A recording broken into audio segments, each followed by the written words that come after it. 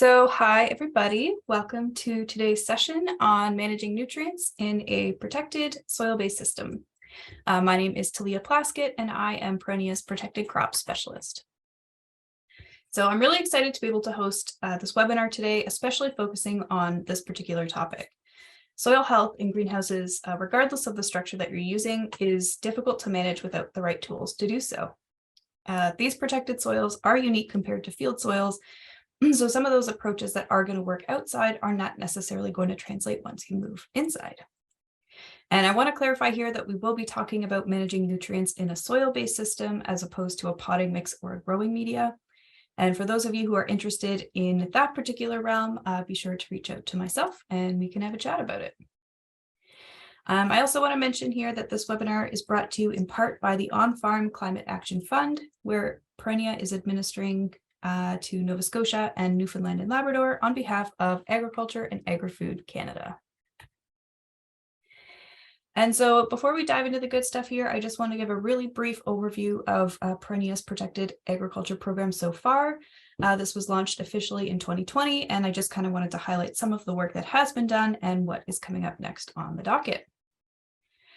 So the primary focus for the first few years have really just been getting a feel for the protected ag sector, understanding what those major questions are, what the needs are, and that sort of thing. We did launch an initial greenhouse survey in October 2020 that had been in addition to making the rounds to various farms, talking to fruit, vegetable, cannabis, and horticulture producers. So we do hope to relaunch this survey later this year just to see how things have been going so far and where we want to guide our future materials. So keep your eyes peeled and always feel free to reach out to me directly. And so in addition to the initial survey and doing sort of the groundwork, we've been working on some resource development so far. And so while this is a pretty big topic, we have started to make some headway here. So here's just a basic navigation of our website. So if you type in perennia.ca and you click on our agriculture button at the top, you want to select production information and focus on protected crops at the bottom here. And so once you get onto the protected crops heading, you have the chance to select vegetables, berries, cannabis, or ornamentals. And under each of those, we then have 4 sections of resources. So we have publications and fact sheets, pest management essentials, recommended resources, and videos. So these resources are not necessarily limited to ones that we have generated in-house. You'll see we've got something from Cornell here. We've got something from OMAFRA. So really, it's just supposed to serve as a resource center for someone who's looking for more information on their specific commodity. And so I don't want to spend too much time talking about the program, but there were a few highlights I just wanted to mention, just to give a sense of how protected ag is working its way into Perennia's regularly scheduled programming, and how it will continue into the future based on your feedback, questions, and evolving state of the industry. So some of these examples include segments from our 2020 and 2021 virtual field day series, as well as 2 dedicated sessions in our Getting into the Weeds irrigation series from 2021. We were able to bring in a world expert on cannabis disease management as a part of our cannabis webinar in 2022 and have produced a handful of fact sheets as well. Over the last 2 years, I've been able to be a part of the pilot long cane raspberry program as well, which is a great example of the type of innovation that we can support in the province and provide necessarily teaching experience to help facilitate a smooth transition to this new to Nova Scotia production system.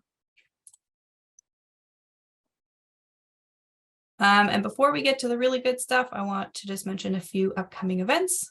First off, we have our final Getting into the Weeds seminar series that's coming up February 16th at 12 o'clock. And the recordings for all past sessions can be found on our YouTube channel.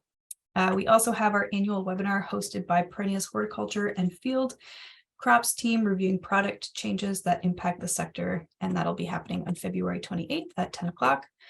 And the third and final one I want to talk about here is the second webinar with Judson Reid, where he will discuss all things cover crops when it comes to tunnel spaces. Yep. So his work and experience on this topic should help set the stage for the type of benefits protected cover cropping can have on maintaining and building soil health. And so not only are we fortunate enough to have webinars with Judson this year, but he will be coming to Nova Scotia for the first week of July for some in-person on-farm extension. So this is going to be a fantastic opportunity to ask him some questions, have general discussion on greenhouse production and soil health, and just hang out. So more details to follow on this as we nail down locations and times. So keep your eyes peeled on our social media channels. And now, time to introduce our guest. So Judson Reid, he is the Senior Extension Associate at Cornell University. He has an undergrad and graduate degree from Cornell himself. He manages a series of research and education projects for greenhouse, high tunnel, and field production of fresh market vegetables. And he is involved in the evaluation of grafting tomatoes, biological pest control, cover cropping techniques, and soil nutrient management in protected ag. So with that, Judson, take it away. Wonderful. Thank you, Talia, very much for having me. And I'll bring up my presentation now.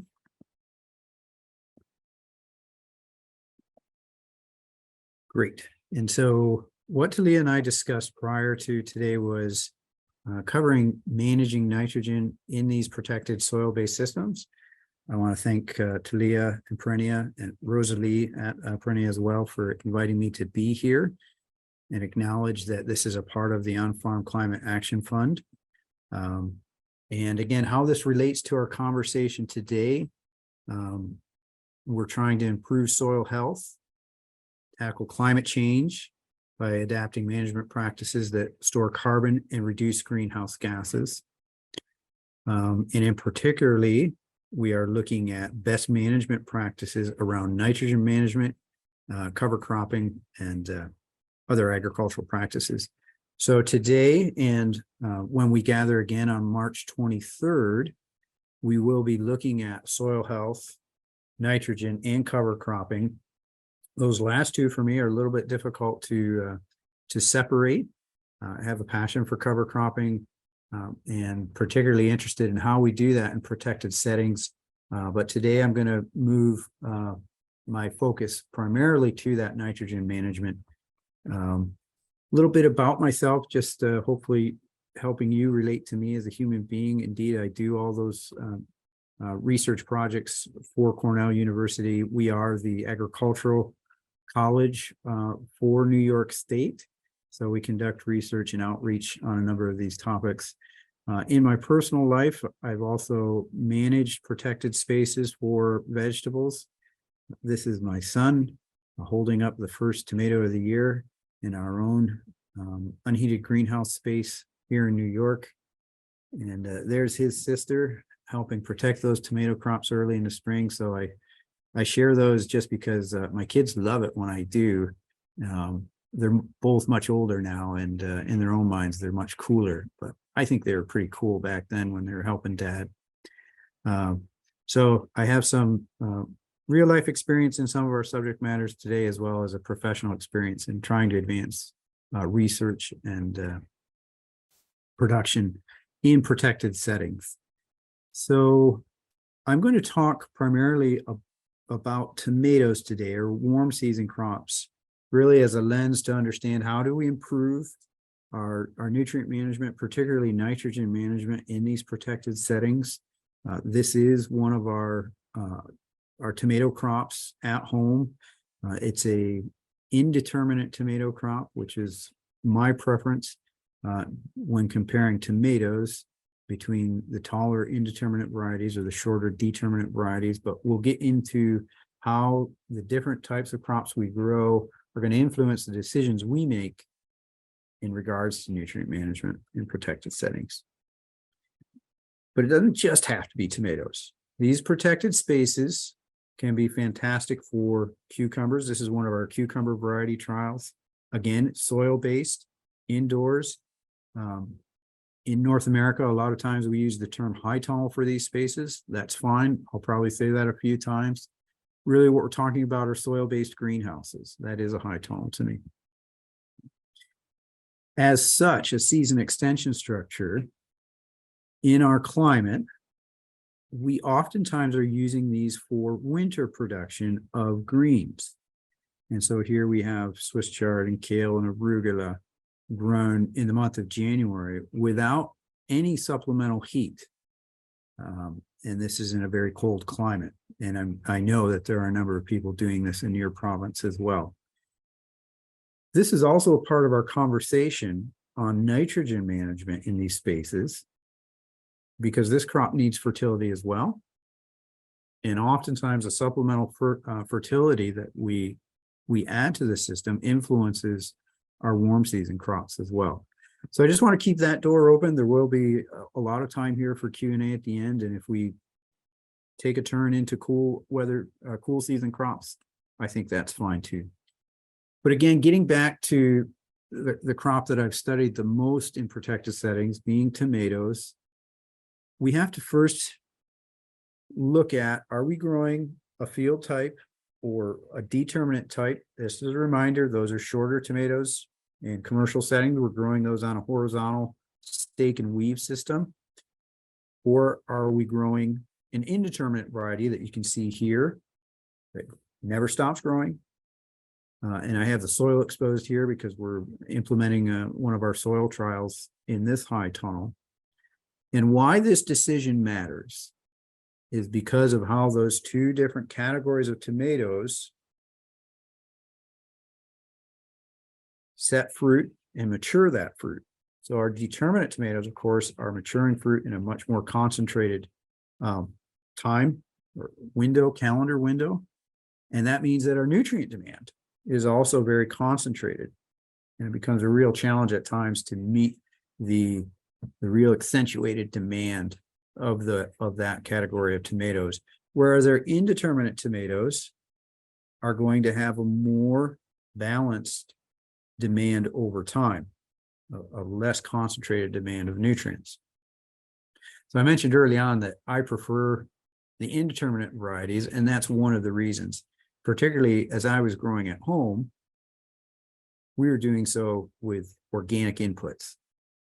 And the organic inputs that we use for fertility oftentimes are not as readily available for uptake by the plant as conventional soluble sources. So for that reason, and a few others, I have a preference for indeterminate tomatoes. Now, I will share that most growers that I work with in the Northeast US are using these determinate tomatoes now in protected settings. And that's a shift that's taken place here over the last probably 5 to 10 years.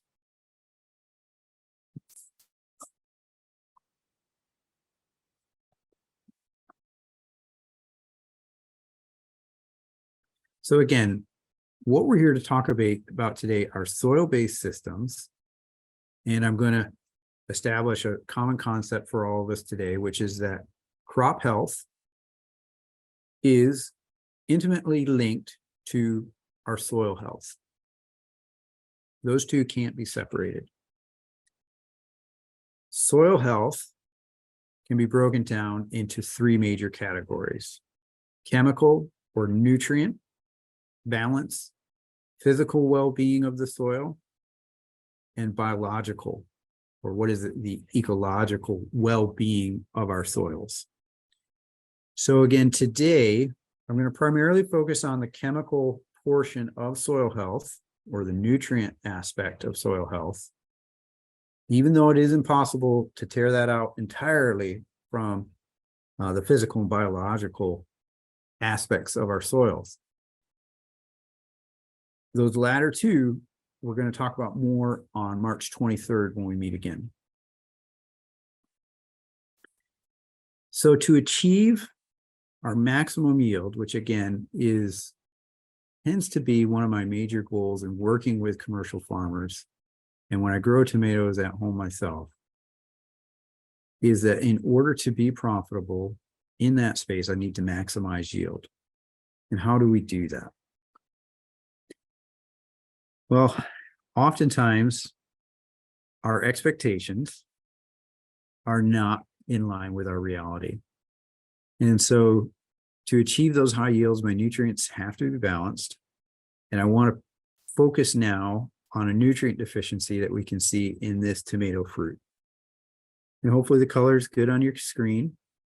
And you can see this yellow shoulder, which is just what that disorder is called on that fruit. I also want to point out how this is a one flower or a one fruit cluster. So not only do I see a yield problem here, there's a quality issue as well. So the number of flowers that I'm able to hold on to and the quality of the fruit are again directly related to the crop health and the soil health. If I were to cut that fruit open, there's a very good chance I would see this type of internal disorder, which again can be linked to that yellow shoulders, or sometimes this is called green core or white core. And really at this point, the consumer is dealing with about 1/3 of an edible tomato, even though it may look largely acceptable on the outside. How do we get into these nutrient imbalances? Is it always a lack of the key nutrients in the soil? I'm going to suggest to you today that it's generally not a lack of nutrients that gets us here. It's probably an imbalance. How we get to those imbalances is oftentimes in the pursuit of nitrogen. Nitrogen as a plant nutrient is among the most highest in demand in terms of total quantity.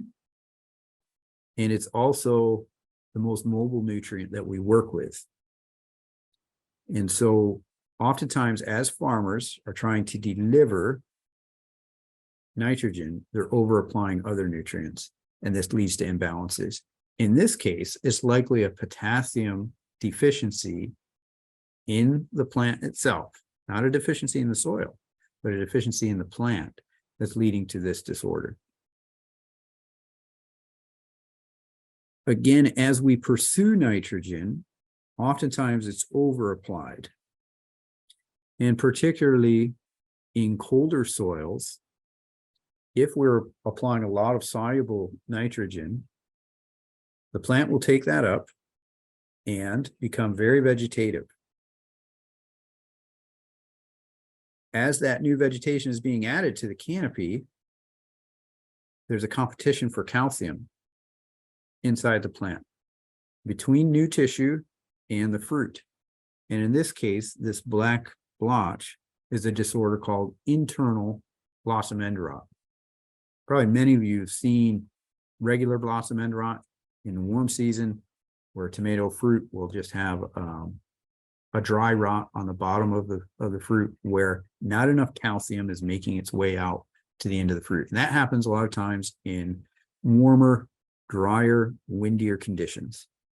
But in protected settings, the over application of nitrogen can lead to this internal competition for calcium, and the fruit gets shortchanged, and we see this sort of disorder. This is what happens when I cut open those internal blossom end rot fruit early in the season, 100% unmarketable in this case.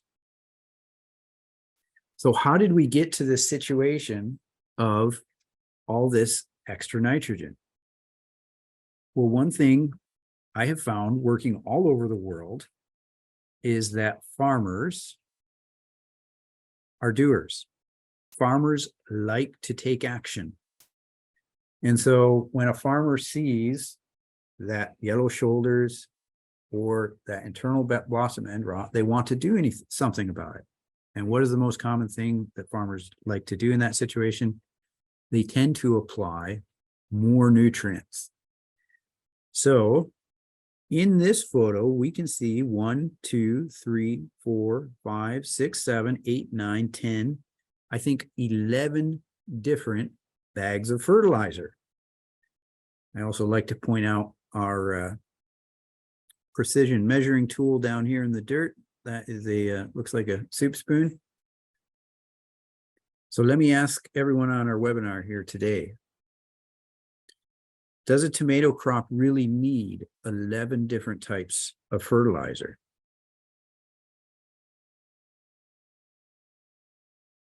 I would argue that it doesn't. We can greatly reduce that. And when we do that, become more precise in our application of nitrogen and other nutrients, we will see less quality issues in the fruit, and I would say higher numbers of fruit, because we're going to reduce the imbalances that occur when we move in this direction of pushing too many nutrients to the crop. So again, to look at those three dimensions of soil health, chemical, physical, and biological, beginning with the chemical or nutrient. All soils are going to contain some level of our basic nutrients. We divide those into three major categories: macronutrients, which are nitrogen, phosphorus, and potassium, NPK. Our secondary nutrients, calcium, magnesium, and sulfur. And then our micronutrients. Micronutrient does not mean that it is less important than a macronutrient. It's equally important. What these classifications indicate is the relative proportion that they're used by the plant. So when we talk about our macronutrients, we're talking about an order of magnitude 2 or 3 times larger than the micronutrients, both in soil concentration and in leaf tissue concentration. So they're all important. Some are just used in higher amounts. And let me apologize now to anyone, probably everyone who is accustomed to metric units. I'm from the States, so I tend to use imperial or English units. Next question. We have moved to an acknowledgement that the nutrients are present in our soil and our crop needs them. But in order to make decisions in terms of how we're going to address those needs, we have to have a soil test. A soil test is absolutely essential. And so here's one of my colleagues pulling a soil test in one of our protected settings. This is one of our research farms. And we would really like to do this at least once a year in a protected setting. So fruit and vegetable crops outdoors, perhaps we'll do that less often, but inside, I would argue that it is important to do it every year. Next question is, when do we do it? I prefer to take my soil tests in the fall, early fall, so maybe September, because the soil's still warm, it's still biologically active, and that gives me a sense of what is actually available to a crop growing in this soil. It also gives me time to make any bulk adjustments or bulk amendments to that soil prior to spring. And certain amendments need time to react in the soil in order to achieve whatever we're trying to do. So I love a fall soil test. This is how we do it with a soil probe and a plastic bag. This does not have to be complicated. You can do this with a clean shovel as well. I often tell farmers, this is one of the most important pieces of equipment on your farm. If I ask farmers, what's the most important piece of equipment on your farm? A lot of times they tell me about their tractors or their new favorite weeding implement. Those things are great. But again, the soil is probably the most important material resource on our farm. And an investment in soil testing is well worth it. Okay. So how are we going to do that? Again, we want to take a randomized sample of that soil in the rooting zone for your tomato crop, maybe half a dozen sites throughout the greenhouse or high tunnel. And then what do? We send that sample to a commercial lab, or in this case, this is a provincial lab. And this is Nova Scotia Agriculture and Food Protection. This is a one-size-fits-all sample submission sheet where you can submit soils as well as your plant samples as well. There is a fee schedule here, and you can see they don't do this for free. There's a slight cost here. If you were looking at a soil test, it looks like it's $27. But the good news is that's $27 Canadian. Okay, that was a little bit of currency humor. Moving forward with our soil testing, am I still sharing okay, Talia? Yeah, it looks great. Good. Once I've taken that test and I sent it in to the provincial lab or to another private lab, I can then begin to take actions. And this is, again, a sample result. It is in pounds per acre.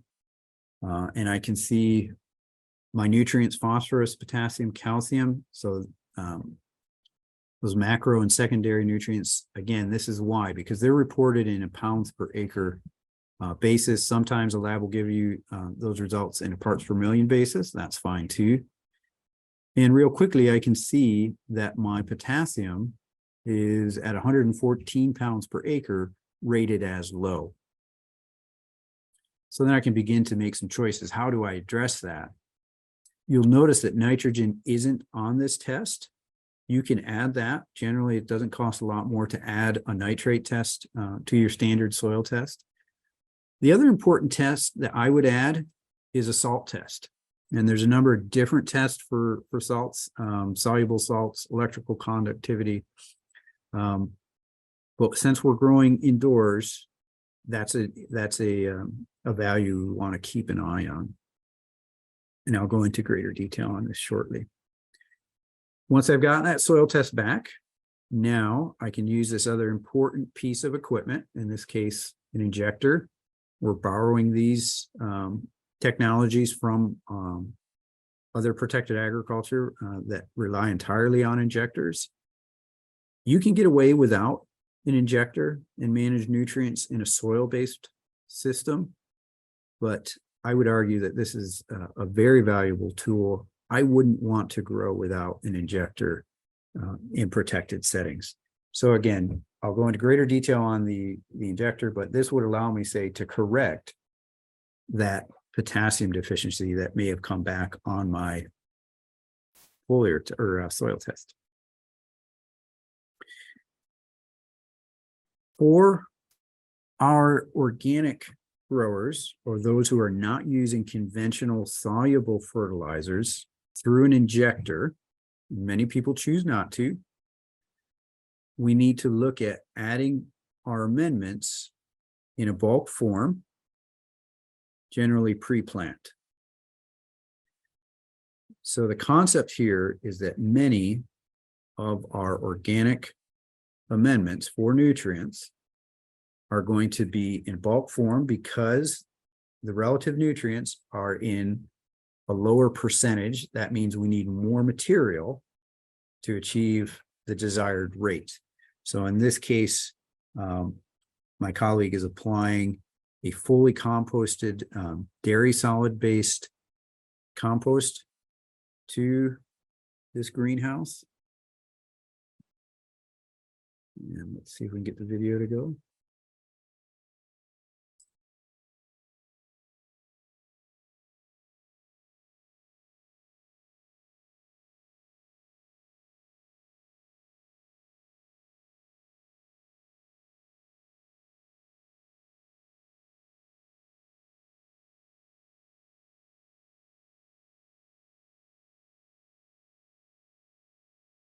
So I hope what you can appreciate in this video is that the relative quantity of this compost is going to be very light. Why is that? That's because we have done a nutrient analysis of the compost as well. So to save time, I won't go back to the submission form, but there is a space there to have compost or manure also analyzed. We're using an old-fashioned manure spreader there. That's the only purpose of that manure spreader, just to be clear, is for what I'll call clean amendments to be applied in an indoor space.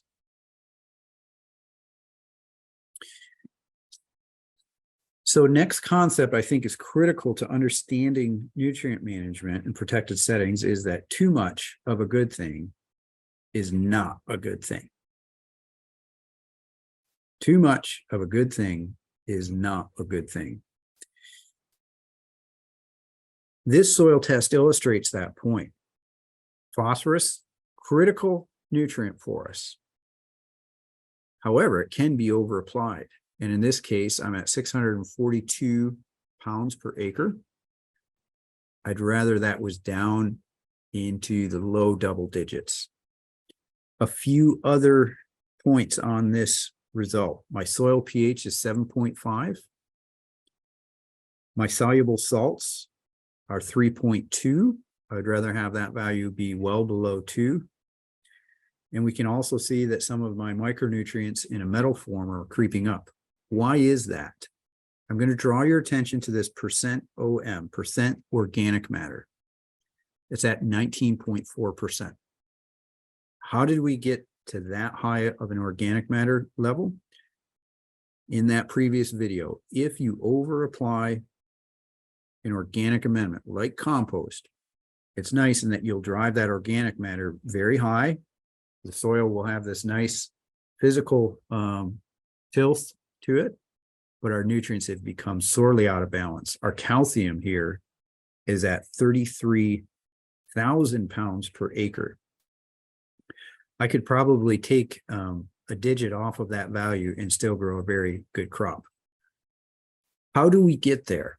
So I'm going to walk you through now a series of soil tests that illustrate what happens if we over apply compost, or we go back to those 11 bags of fertilizer that were on the ground.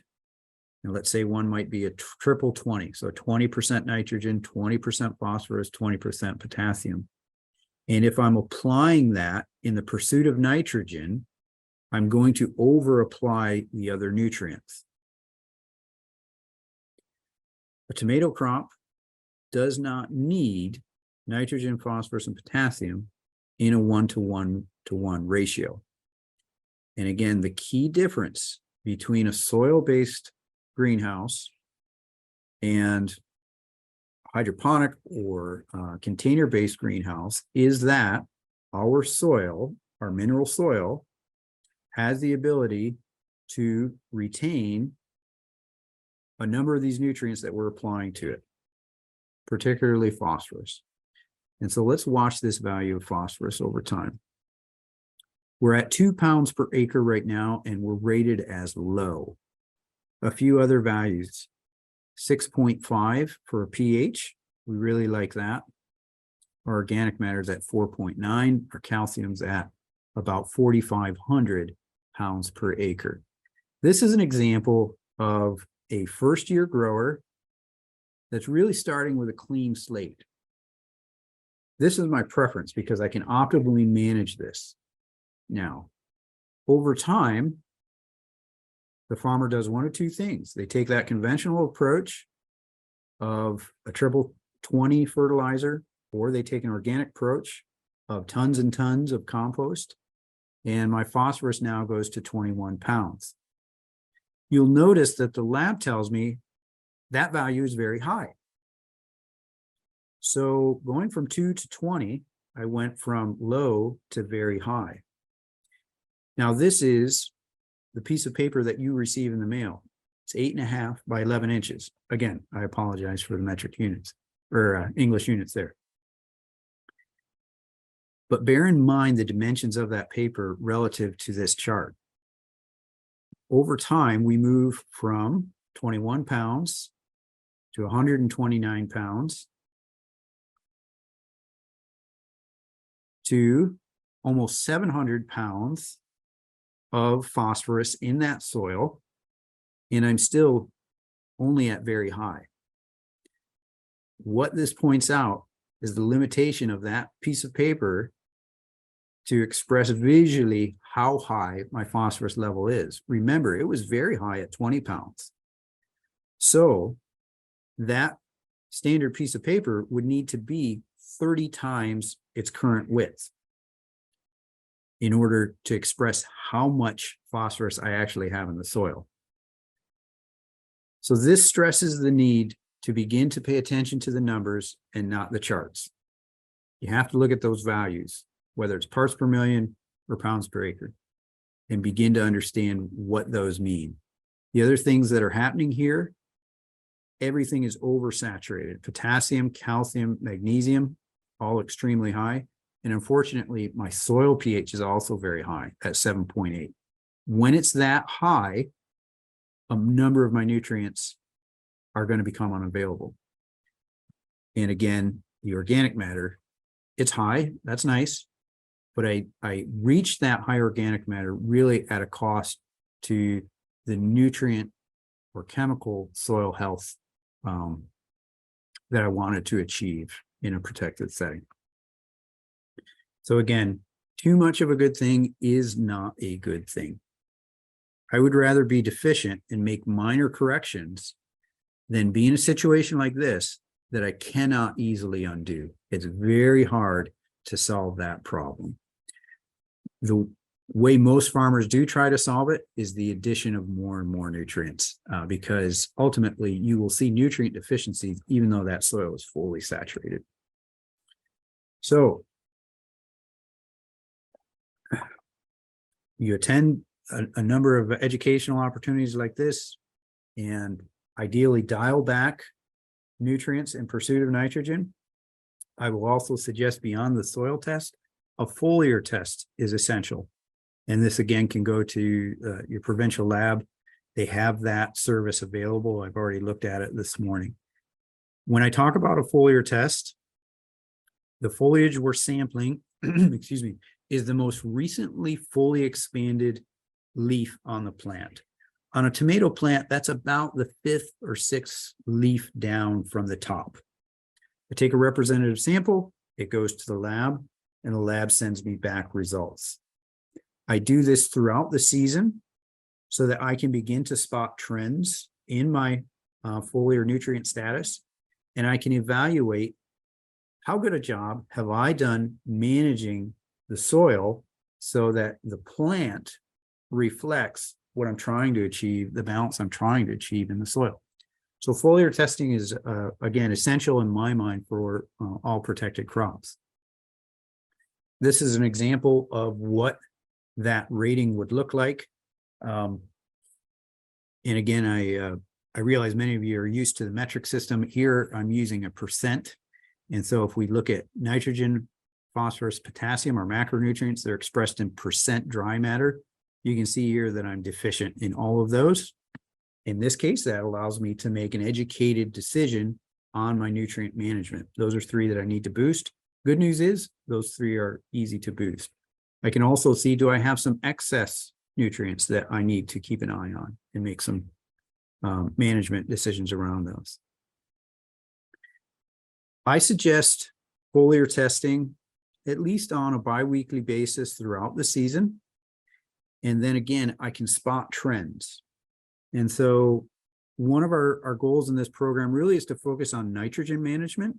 So in this slide, you can see NPK as well as magnesium, calcium, sulfur. And over time, this is from one of our research greenhouses, we can spot trends within those nutrients. The solid green and solid red bars represent known sufficiency levels during the vegetative stage of the plant. And then the dotted green and red bars represent sufficiency levels during the fruiting stage. And then the blue in this case is the actual nitrogen or the actual nutrient that was sampled. So ideally, I want to be between those 2 sets of lines. That's really what they're telling me. So let's take a quick look at some optimal nitrogen levels in protected culture. And again, our vegetative, we're looking at 4 to 5% dry matter in nitrogen, whereas fruiting's slightly lower than that, 3.5 to 4%. And these are real life case studies of a number of farms that we worked with. And so in this case, Farm A, their nitrogen management strategy was 100% pre-applied nitrogen. So that total amount could be anywhere from 125, 150, up to 200 pounds of nitrogen per acre. And this was all applied in a feather meal, again, bulk amendment for organic. And if we track nitrogen over time on this farm, we can see that we start out too high. And that's a problem because we're favoring that vegetative growth. That can get us into those nutrient deficiencies I showed earlier. And then we have a steep decrease throughout the season. Let's go to farm B. This is the opposite approach. This is a conventional approach where we have a high nitrate fertilizer that is injected 100% through a drip irrigation system at a parts per million rate, probably about 150 parts per million. These plants went through a number of stressors over time, and the nitrogen rate was never adjusted. And so you can see in this case, we had two different greenhouses at this farm indicated by the yellow and blue lines. Both of those spend all of this time below the sufficiency level during the fruiting stage. What that's going to result in is flowers dropping and really poor fruit quality because the crop is short on nitrogen while it's trying to mature fruit. So it's not making enough sugars to support those fruit or flowers. This farmer was actually opening their mail when the foliar test came in. And you can see that in that they respond every time a test comes in with either bumping up or dropping down their nitrogen, soluble nitrogen through the drip. This looks a bit concerning just because there's an up and down, but the overall trend is fairly acceptable that we're spending most of our time here in the sufficiency range. So between 3.5% and 5% nitrogen. Here's an organic grower. I have this as farm D. The nitrogen source was applied pre-plant, likely not 100%. So more along the lines of perhaps 50% of that total nitrogen budget is pre-plant incorporated. And then throughout the season, minor amounts of soluble nitrogen are applied through the drip irrigation. And even though this is a concerning trend as the nitrogen is decreasing, we do see a rebound at the end of the season. That makes sense. More fruits coming off the crop, particularly in a determinate crop, a short crop. The nutrient demand is decreasing as we move into the fall here. So this is actually where we would like to see farmers be, is having some nitrogen there early, but not too much, and then making minor corrections during the season. And this keeps us away from those over application systems. Here's another farm, similar set of circumstances, staying in between those sufficiency levels throughout the season. And again, that's a combination of pre-plant applied with a little bit of in-season. Just going to check my time. Okay. I do want to highlight that we can over-apply nitrogen as well. And so in this case, this farmer is adding soluble nitrogen at the same rate throughout. Well, I have it as variable rates throughout the season. However, during the fruiting stage, we are above where we want to be, and that's going to delay maturity, and we are adding too much nitrogen. While we're talking about nitrogen, I would like to point out nitrogen as a global commodity has tripled in price over the last 12 months. So as a farmer, this isn't simply about achieving maximum yield on the plant. It's also about managing your input costs.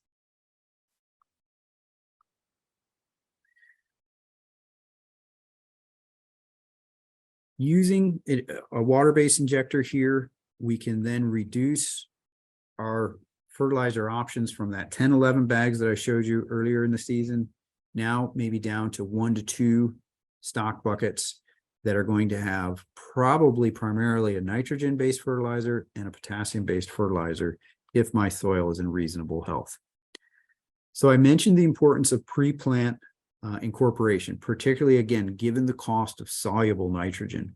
And so we have a number of options available soy meal, alfalfa, feather, blood meal are all acceptable for verified organic production. Sulfate of potash, that's a 0052, also available in organic forms. And then phosphorus, we have a couple of options there. We want to be wary of compost because with compost, we're generally over applying calcium. And if we're relying on compost as our nitrogen source, we are going to vastly over apply those other nutrients.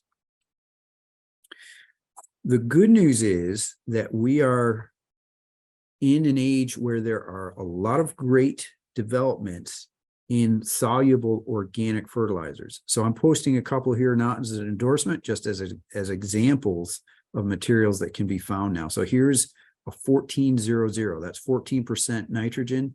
It's a soy-based material, and it's 100% soluble.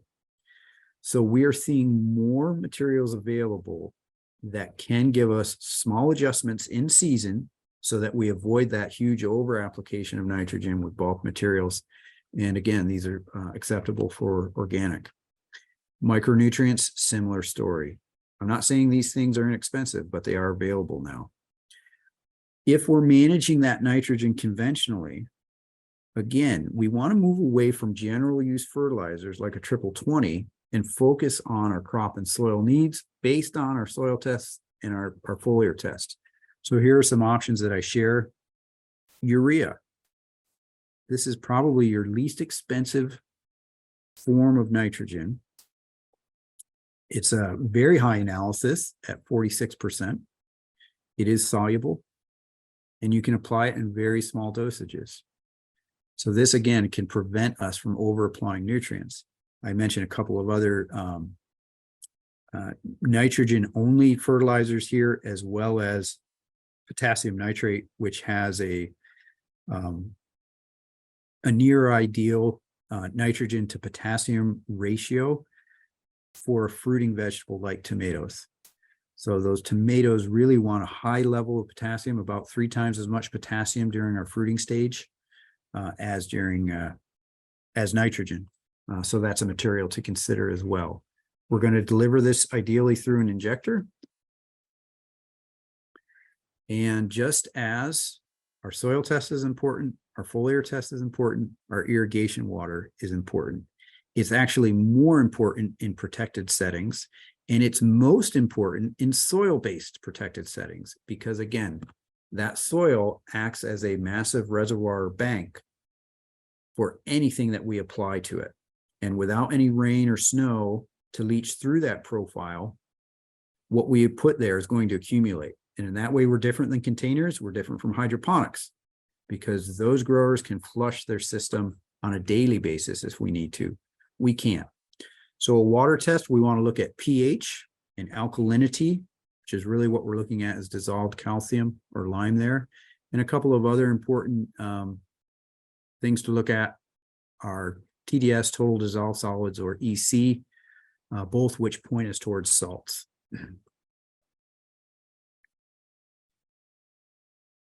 So again, our greenhouses exclude rain and snow, where drip irrigation is essential then, and we have a very high demand. We're measuring close to 1 gallon per plant per day in a well-drained soil. So anything that's in that water is going to accumulate, particularly salts. And this is where your water test is very important.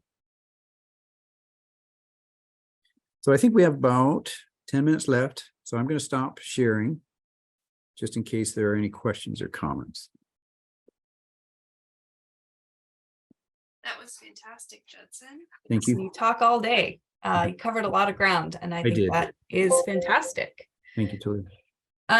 So I'm just, before we kind of dive into the questions, I just want to do a quick little conversion here. So you said 1 gallon per day for a tomato crop, is that right?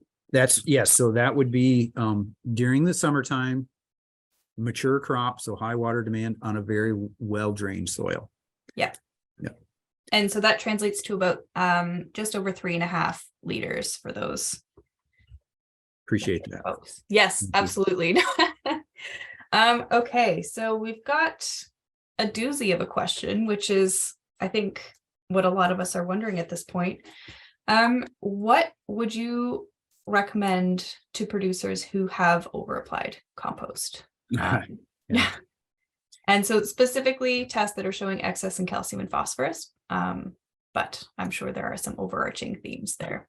Yeah, absolutely. Yeah. So, and that is, whoever asked that question, don't feel bad. That's a very common set of circumstances and easy to get there.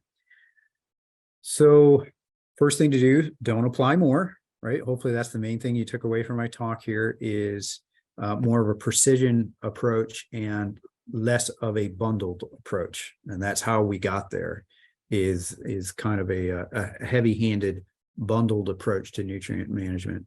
So moving away from that, add no more of whatever the problematic nutrients are.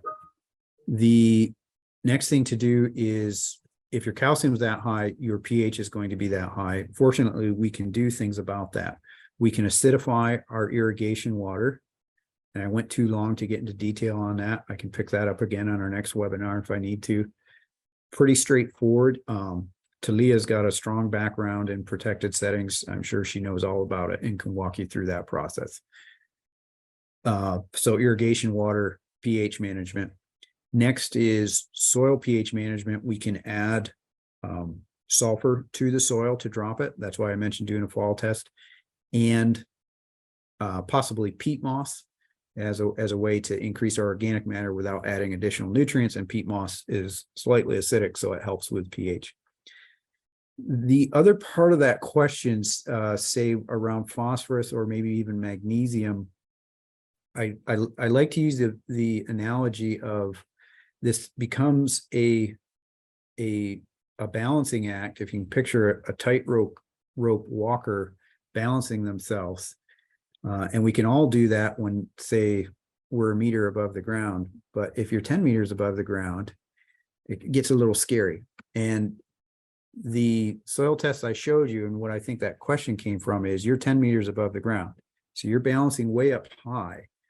And so that means probably, particularly for potassium, you're going to have to balance that way up against your magnesium and calcium levels. So you may be pushing some other levels sky high to balance yourself there, just so that in proportion, your magnesium and potassium are a little bit closer to 1-to-1.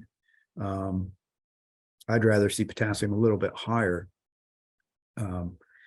But if we continue to manage, say, a nutrient like potassium as if we were down closer to a base level, it will simply be pushed, crowded out by those other nutrients. So we unfortunately need to get it up there with those other ones.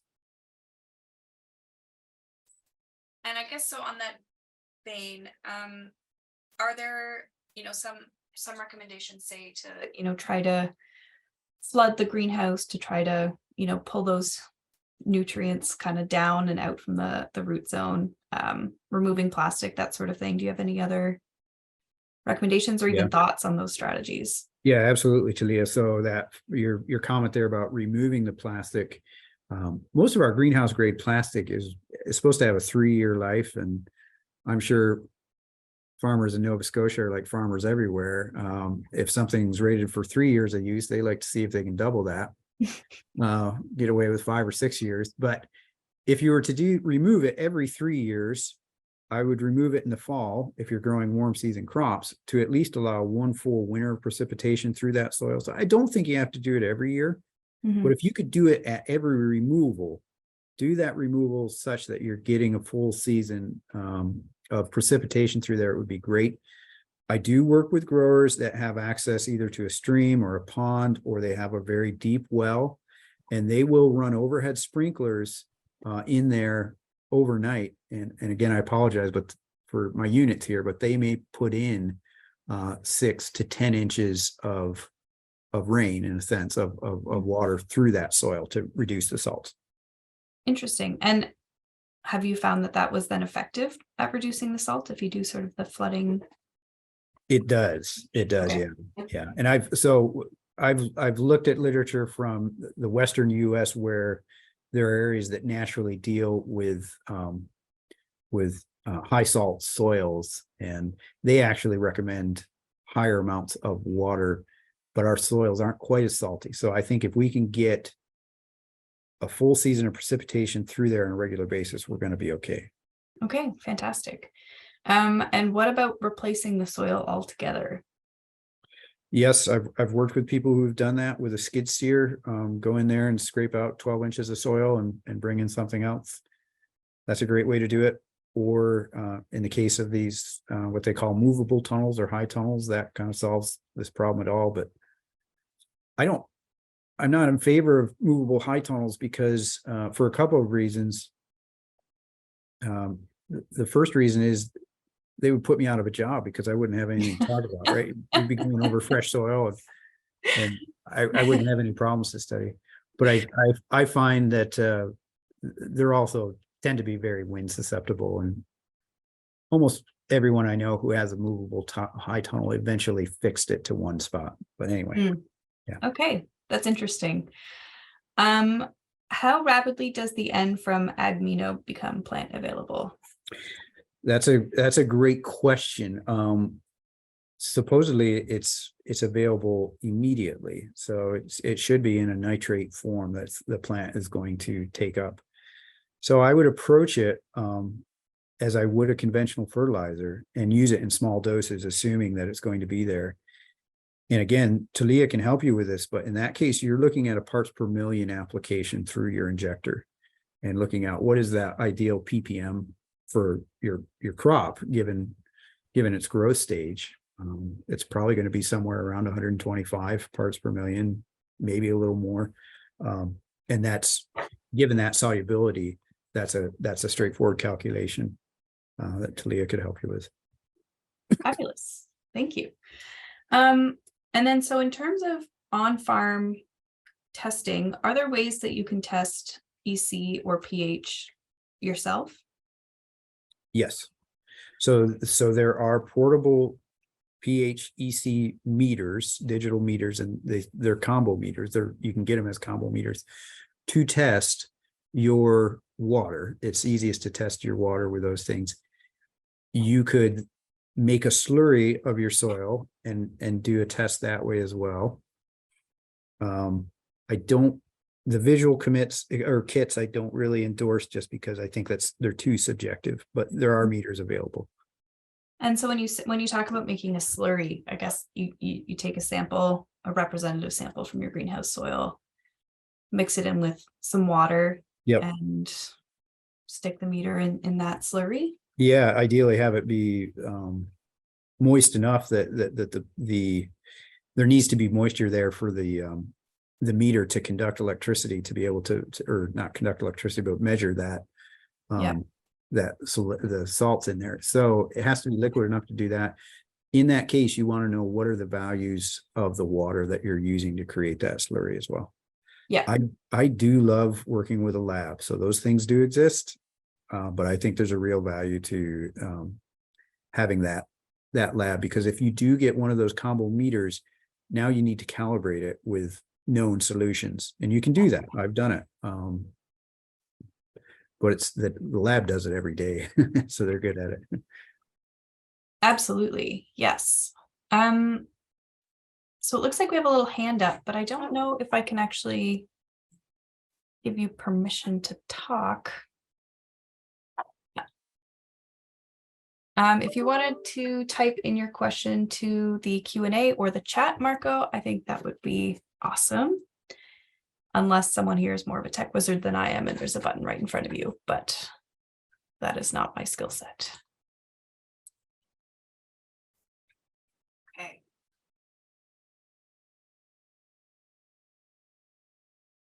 Yes, no, I think that raises a fair point. I think pH meters are notorious for not being consistent. We've heard of, people doing workshops and they'll order 10 pH meters and everyone puts it in the same sample and everyone gets a different reading. So while it might give you a ballpark idea, the lab is definitely the best way to go. And I'm not sure if everyone noticed the comment in the chat box, but registered farms in Nova Scotia pay half of the prices that are listed online. So that does help make that a little bit more accessible for everybody. Yeah. So All right, so I'm not seeing any more questions popping up, and we are right at 1 o'clock. So I want to say thank you to everyone. Oh, okay. We have another one right at the finish line. Go for it. So would you use flooding for nutrient excess other than sodium? Would you recommend that for other high levels of nutrients?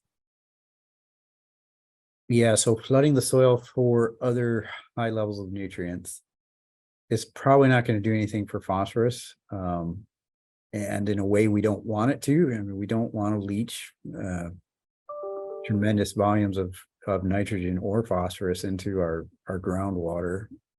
And it tends not to either. So the quick answer to that is no.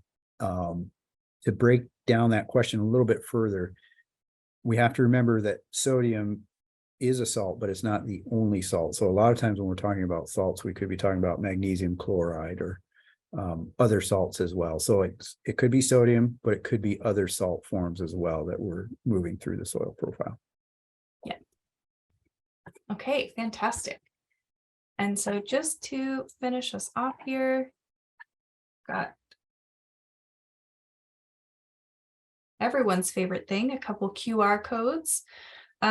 So for anyone interested in checking out some of our OFCAF upcoming events, you can go to the OFCAF website, or you can check out the QR code here, as well as the list of Perennia upcoming events. So as I had mentioned, we have another session with Judson on March 23rd, and we will be making the rounds in person in July. So that will be sort of an awesome way to continue building on the information we covered here.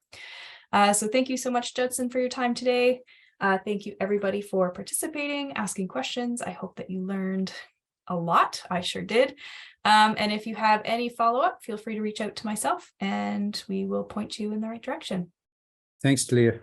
Thanks everybody. Bye now. Bye.